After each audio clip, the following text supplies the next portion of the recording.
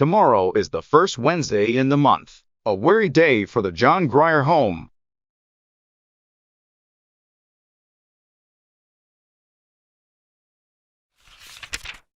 How relieved they'll be when 5 o'clock comes and you pat them on the head and take yourselves off.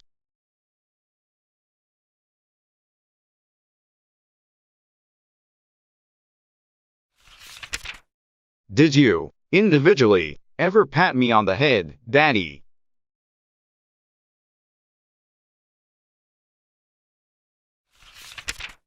I don't believe so. My memory seems to be concerned only with fat trustees.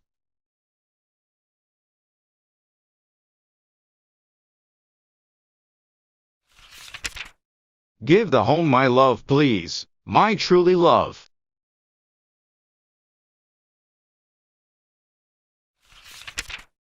I have quite a feeling of tenderness for it as I look back through a haze of 4 years.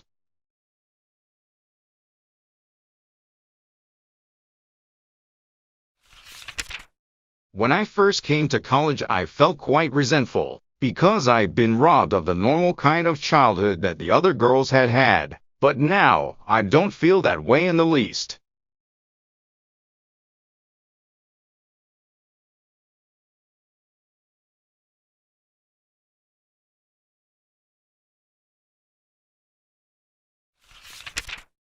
I regard it as a very unusual adventure.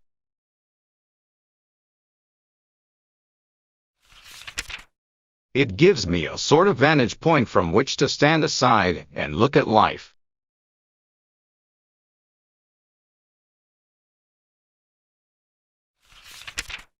Emerging full-grown, I get a perspective on the world that other people who have been brought up in the thick of things entirely lack.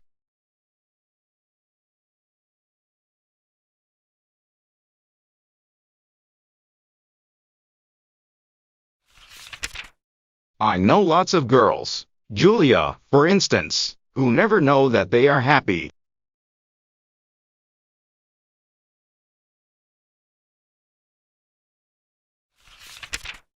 They are so accustomed to the feeling that their senses are deadened to it. But as for me, I am perfectly sure every moment of my life that I am happy.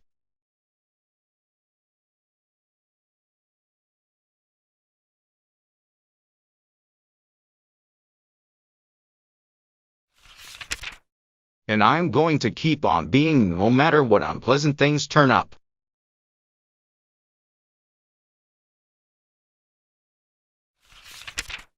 I'm going to regard them, even toothaches, as interesting experiences, and be glad to know what they feel like.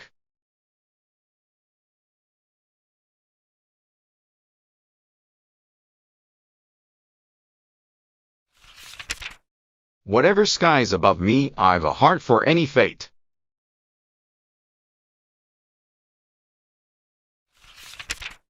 However, Daddy, don't take this new affection for the E, J, G, H, too literally.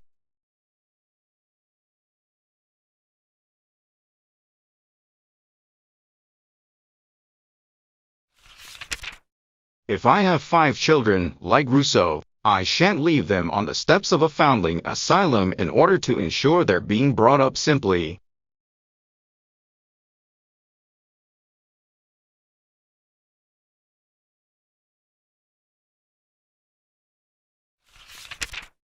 Give my kindest regards to Mrs. Lippett. That, I think, is truthful. Love would be a little strong. And don't forget to tell her what a beautiful nature I've developed.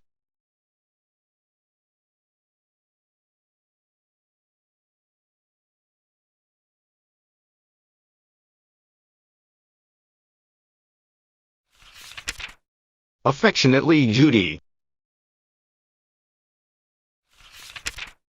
Lock Willow, 4th April. Dear Daddy.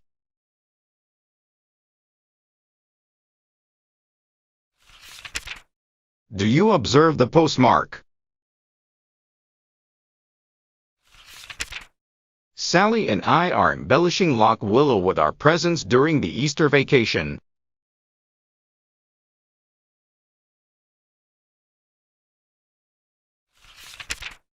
We decided that the best thing we could do with our 10 days was to come where it is quiet.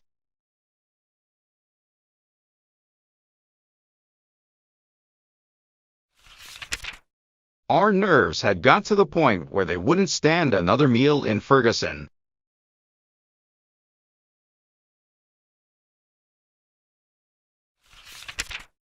Dining in a room with 400 girls is an ordeal when you are tired.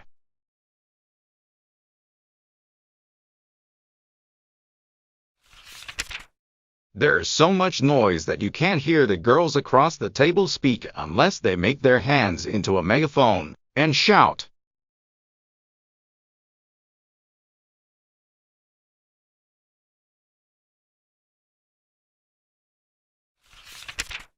That is the truth. We are tramping over the hills and reading and writing and having a nice, restful time.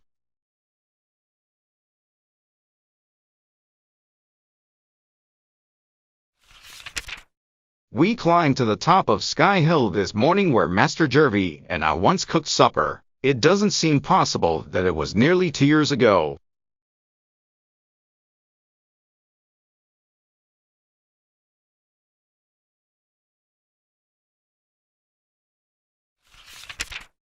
I could still see the place where the smoke of our fire blackened the rock.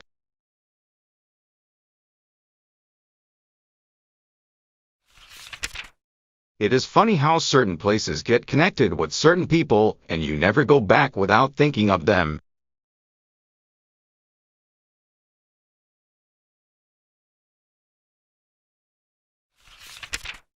I was quite lonely without him for 2 minutes.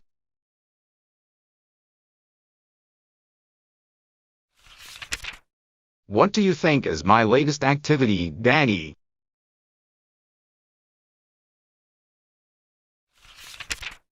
You will begin to believe that I am incorrigible. I am writing a book.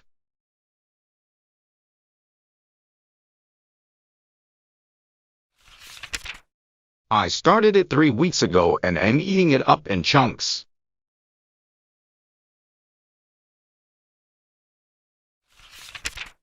I've caught the secret. Master Jervy and that editor man were right. You are most convincing when you write about the things you know.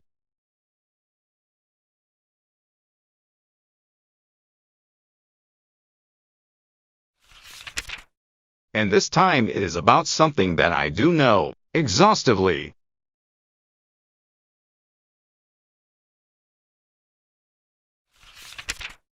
Guess where it's laid? In the John Grier home. And it's good, Daddy, I actually believe it is. Just about the tiny little things that happen every day.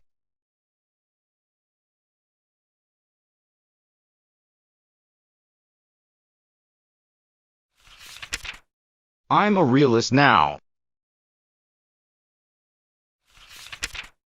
I've abandoned romanticism. I shall go back to it later though, when my own adventurous future begins.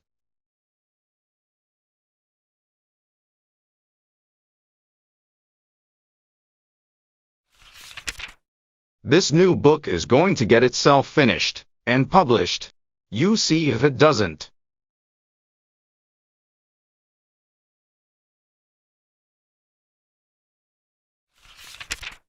If you just want a thing hard enough and keep on trying, you do get it in the end.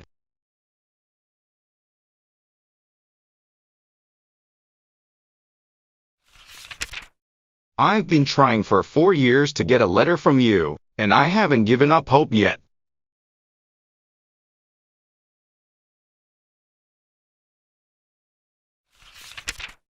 Goodbye, Daddy dear. I like to call you Daddy dear. It's so alliterative.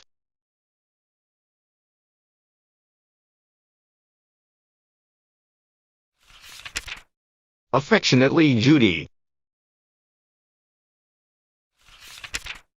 P.S. I forgot to tell you the farm news, but it's very distressing.